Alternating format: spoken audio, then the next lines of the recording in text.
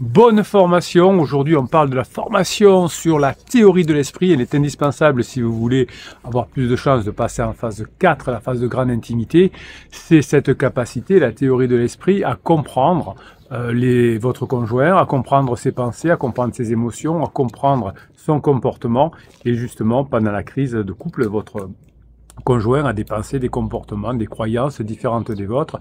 Vous allez apprendre dans cette formation comment les trouver, mais surtout pourquoi c'est important que vous avanciez, même si votre conjoint est différent. Évidemment, dit comme ça paraît simple, mais c'est justement là où se cache le plus de grands malentendus dans nos relations.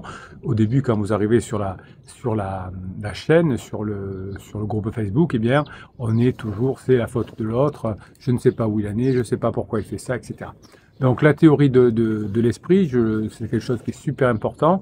C'est lié évidemment à la psychologie cognitive, aux neurosciences, mais aussi à la philosophie. Donc vous savez que si on a la science et la philosophie qui se regroupent, eh bien il y a des grandes chances que l'on ait un bon sujet de conversation, une bonne méthode en termes simples. La théorie de l'esprit, c'est notre capacité à nous mettre à la place de notre conjoint, à comprendre que son monde intérieur est différent du nôtre et que le monde intérieur n'est pas chez mon conjoint le même que le monde extérieur. Ce n'est pas parce qu'il fait semblant que tout va bien, par exemple, que tout va bien à l'intérieur. C'est pas parce que je crois que tout va bien avec son pansement que tout va bien avec son pansement. Bien au contraire. À imaginer une scène que me racontait d'ailleurs un pirate. On rentre à la maison après une journée épuisante et mon client, je vais y arriver, le pirate, avait une liste de choses à faire et il dit à son conjoint, ben voilà, il faut qu'on fasse ça, ça et ça parce que tu n'étais pas là ce week-end, etc. Eh bien, qu'est-ce qui s'est passé chez son conjoint? Eh bien, la première réaction qu'a eu son conjoint, c'est de l'irritation, de la colère, hein, si vous voulez. Et la personne lui a dit, tu vois pas que je suis épuisé. Donc voilà, mon client lui a dit, mais je peux pas lire dans tes pensées, comment veux-tu que je le sache? Donc c'est au début, avant qu'on avance dans les coachings. Mais voilà, ce qui s'était passé, c'est comment veux-tu que je lise dans tes pensées? Donc c'est quelque chose qui est récurrent dans un couple. Si tu me le dis pas, je peux pas le savoir, hein. Et vous me le dites aussi souvent en coaching, c'est mon conjoint me l'avait dit, mais il me l'a jamais dit. Alors il vous l'a dit certainement, mais d'une autre façon, d'une façon indirecte que vous n'avez pas pu prévoir. Donc les problèmes récurrents dans les couples sont liés à une défaillance de cette capacité à comprendre la perspective de l'autre, surtout pendant une crise. On va prendre une anecdote on va les appeler Sophie et Thomas, qui sont mariés depuis 5 ans et qui ont traversé une crise aussi. Thomas me disait que Sophie, sa femme, lui se plaignait que lui, Thomas, ne l'écoutait jamais. Au moment de la crise, de la bombe, il dit de toute façon tu m'écoutes pas, tu t'en fous de moi, etc. Thomas me disait en coaching effectivement qu'il écoutait, mais que Sophie lui parlait de détails sans trop d'importance, des trucs du quotidien ou de son boulot qui le saoulaient, et donc au bout d'un moment il ne l'a plus écouté. Donc finalement, ce qu'on a défini pendant le coaching, c'est que probablement Sophie avait besoin de partager des détails pour se sentir connectée. Et Thomas, lui, au lieu de juste de l'écouter, cherchait à résoudre des problèmes, parfois d'ailleurs qui sont insolubles, parce que on ne cherche pas à résoudre les problèmes. La personne, Sophie, avait juste envie d'en parler. Donc finalement, aucun des deux n'avait tort, parce que Thomas me disait, oui, mais si elle me parle, c'est bien pour que je l'aide à trouver une solution. Et non, c'était que pour Sophie, c'était juste peut-être de parler. Donc ils avaient des mondes intérieurs différents. Évidemment, ce que vous allez apprendre dans la formation, c'est que ce qui est fascinant, c'est que le cerveau est naturellement équipé pour cette compétence de comprendre les émotions de l'autre, ce qu'on appelle les neurones miroirs, qui ont été découverts il n'y a pas si longtemps que ça, mais enfin il y a quand même 30 ans, mais en 35 ans, c'est en 1990. Ce sont des cellules cérébrales qui s'activent aussi bien quand nous effectuons une action que lorsque nous observons quelqu'un la réaliser. Donc votre conjoint sera beaucoup plus calme quand vous serez beaucoup plus calme. Hein, c'est la base neurologique de l'empathie et de la théorie de l'esprit. Donc vous allez apprendre dans votre formation à vous comporter d'une façon qui va calmer votre conjoint et qui va rapprocher votre conjoint.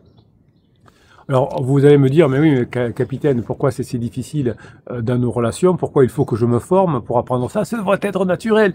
Eh bien, l'amour et l'intimité, malheureusement, créent un paradoxe. Hein. Plus nous sommes proches de quelqu'un, plus vous êtes proche de votre conjoint, plus vous avez tendance à projeter vos propres pensées, émotions sur votre conjoint. Donc c'est idem pour votre conjoint. Des fois vous me dites je comprends pas, mon conjoint a un pansement et mon conjoint me demande où j'étais et me fait de la jalousie. Ben oui, on projette sur l'autre et la personne sur laquelle on projette le plus volontiers, c'est son conjoint, d'où l'intérêt de profiter de ce mécanisme bien humain pour se rapprocher. Parfois, on fait l'expérience de se rapprocher du conjoint et puis tout d'un coup, pam, il nous balance un rebond, on ne comprend pas. Bien, comme on est très proche à ce moment-là, on est la personne, on est le miroir, et on est la personne sur laquelle on va balancer ce qu'on n'aime pas chez nous, c'est ce qui arrive à votre conjoint. Il vous reproche des choses qu'il n'aime pas chez lui, ce qu'on appelle un effet projection, c'est-à-dire qu'on projette sur la personne la plus proche ce que l'on a. Nous, ça arrive à certains psys de quartier qui voient leurs patients, leurs clients, projeter sur eux, tout leur mal-être et se mettre à critiquer le psy qui ne l'écoute pas, etc. Alors, moi, ça m'arrive très peu en coaching, mais je sens que si je ne connaissais pas cette situation, je laisserais mon client peut-être projeter sur moi des choses, donc moi je le cantonne dans notre coaching, c'est-à-dire lui apporter des choses qu'il désire, des choses qui lui permettent de retomber en couple, mais comme on est très proche dans le coaching, si je ne connaissais pas tout ça, je pourrais me laisser avoir comme le font certains psys de quartier. Donc vous avez toujours ce phénomène-là dans le couple, même dans la lune de miel. Bon, quand tout va bien, eh bien, les différences de perception semblent anecdotiques, voire charmantes. Hein. Votre conjoint, au début, dans sa lune de miel avec son pansement, trouve ça mignon que son pansement joue de la guitare et ne travaille pas, il sent un peu mauvais, ou que ce soit une petite bimbo qui lui pompe son salaire. Mais bon, c'est mignon, hein, les jeunes, faut qu'on s'amuse. Plus tard, quand va survenir votre crise, tout va être un peu plus compliqué. L'infidélité, les difficultés financières que votre conjoint va entraîner dans votre couple, suite à sa mauvaise gestion, entre guillemets, des désaccords sur l'éducation des enfants, tout va être propice à une déconnexion émotionnelle.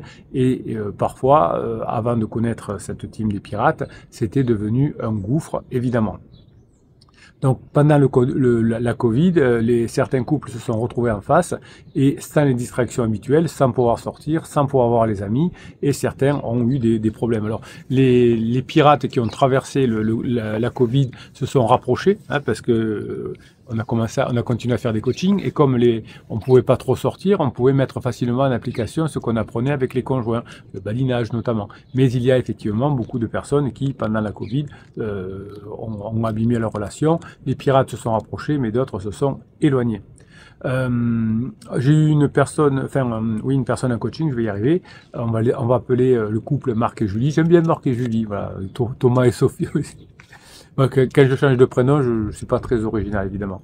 Donc, après 12 ans de mariage, Marc avait perdu son emploi et pour lui, cette perte, ça avait représenté une atteinte profonde à son identité, à sa valeur. C'est ce qui a déclenché la crise. Il s'est replié sur lui-même, il a passé du temps sur son ordinateur, il a cherché du travail. Évidemment, au bout d'un moment, à force de chercher du travail, il est allé naviguer sur des sites de rencontres, des choses comme ça. Et Julie, qui ne comprenait pas son silence, l'a interprété comme un désintérêt de la relation, ce qui a fait que, comme Julie commençait à mettre beaucoup de pression sur Marc, Marc est allé voir sur les sites de rencontres, évidemment. Julie me disait, capitaine, moi je pensais qu'il ne m'aimait plus, qu'il ne me parlait plus, et je lui ai mis la pression. Évidemment, chaque soir, c'était devenu un champ de bataille silencieux, simplement parce qu'on ne savait pas faire. Donc, pendant les coachings, on a travaillé sur cette chose-là, et il y a des sourires, plus des rires qui sont revenus dans le couple, qui a pu passer en phase 4. Donc, qu'est-ce qui a sauvé leur mariage finalement? C'est que pendant le coaching, on a appliqué la théorie de l'esprit, et Julie comment dirais-je, j'ai failli dire le vrai prénom. Julie a compris que le silence de Marc n'était pas forcément dirigé contre elle, mais reflétait sa propre bataille intérieure, qu'il fallait lui foutre un peu plus la paix. Donc Marc a réalisé finalement ensuite, quand Julie a commencé à changer, que finalement Julie était beaucoup plus cool et était beaucoup plus loin, et donc Marc s'est rapproché évidemment. Donc l'idée, ce que j'ai appris à Julie dans ce coaching-là, dans ce coaching-là, c'est de dire à Marc, tu sais, quand tu te tais, je pense que, voilà, plutôt que c'est nul de te taire, etc. Donc on a pu discuter, enfin, Julie a pu discuter de ça avec Marc, et ensuite passer en phase 4. Le repas au restaurant qu'ils avaient eu sur quand tu te tais, je pense que, on l'avait préparé dans le coaching, a été intéressante. Donc le fait d'aller chercher ce qu'il y a à l'intérieur de Marc pour Julie a permis de retrouver le couple. Donc les crises sont des opportunités de recréer la relation. Cette recréation vers la phase 4, évidemment, n'est possible que si vous êtes capable, vous en tant que pirate, de sortir de votre propre perspective pour véritablement comprendre ce qui se passe dans la tête de votre conjoint, de votre partenaire. Alors ne cherchez pas à ce que votre partenaire en fasse autant pendant une crise existentielle notamment, c'est pas possible, mais il suffit qu'il y en ait un des deux qui connaisse la théorie de l'esprit pour que ça fonctionne. On a un aspect fascinant de la théorie de l'esprit qui est en temps de crise, ce que j'appelle l'erreur fondamentale d'attribution, L'erreur fondamentale d'attribution, c'est la tendance à attribuer le comportement des autres à leur personnalité. Parfois en coaching, vous dites « oui, mais mon conjoint est comme ça parce que son père était comme ça ou sa mère était comme ça ». C'est une tendance à attribuer le comportement de votre conjoint, c'est-à-dire sa personnalité, à ce que nous expliquons par ce que l'on sait, par ce que l'on croit du passé en tout cas. Si, par exemple, on va prendre votre partenaire oublie votre anniversaire pendant sa crise, et ça arrive très souvent, eh bien, on peut penser que notre partenaire est égoïste et ne se soucie pas. Peut-être que si ça vous était arrivé, vous aurez dit je suis tellement débordé, c'est compréhensible. D'ailleurs, c'est souvent ce que vous dit votre conjoint si il s'aperçoit ou elle s'aperçoit qu'il a oublié votre anniversaire. Alors soit vous êtes dans la phase d'alarme et c'est normal, c'est parce qu'il boude et il veut vous faire sentir qu'il est plus fort que vous, et évidemment il finira par s'effondrer. Et sinon, il va se justifier en disant j'étais tellement débordé, c'est pas de ma faute, c'est parce que j'avais trop de travail. Donc pendant la crise de couple, vous avez une asymétrie de perception, et cette asymétrie de perception, elle est particulièrement destructrice évidemment. Chaque mot, chaque geste pendant la crise peuvent être interprétés de votre façon, mais aussi de votre conjoint de façon catastrophique évidemment. Dans le cas de... je sais plus comment je les appelais, Marc et Julie, je crois. C'est chaque silence était interprété comme une fuite. Parfois, Julie me disait quand Marc soupire, je me dis il doit penser à quelque chose. Enfin, on est trop focus sur notre partenaire. Donc, apprendre à poser la question quelle pourrait être une autre explication à ce comportement va vraiment vous aider. On va apprendre à le faire dans la formation, évidemment. Donc, posez-vous la question finalement. Comment interprétez-vous les comportements de votre partenaire pendant les périodes de tension? Et évidemment, vous allez voir que vous attribuez souvent des intentions négatives et grâce à la formation, vous allez plutôt apprendre à étudier le contexte plutôt que de chercher des explications sur le passé. Donc l'importance de la théorie de l'esprit, de cette formation sur la théorie de l'esprit, va vous permettre de développer une qualité supplémentaire dans les relations humaines que vous pourrez utiliser avec vos enfants, avec vos amis et bien sûr dans votre relation professionnelle, parce que oui, contrairement à ce que l'on peut croire, cette capacité d'apprendre la théorie de l'esprit n'est pas figée.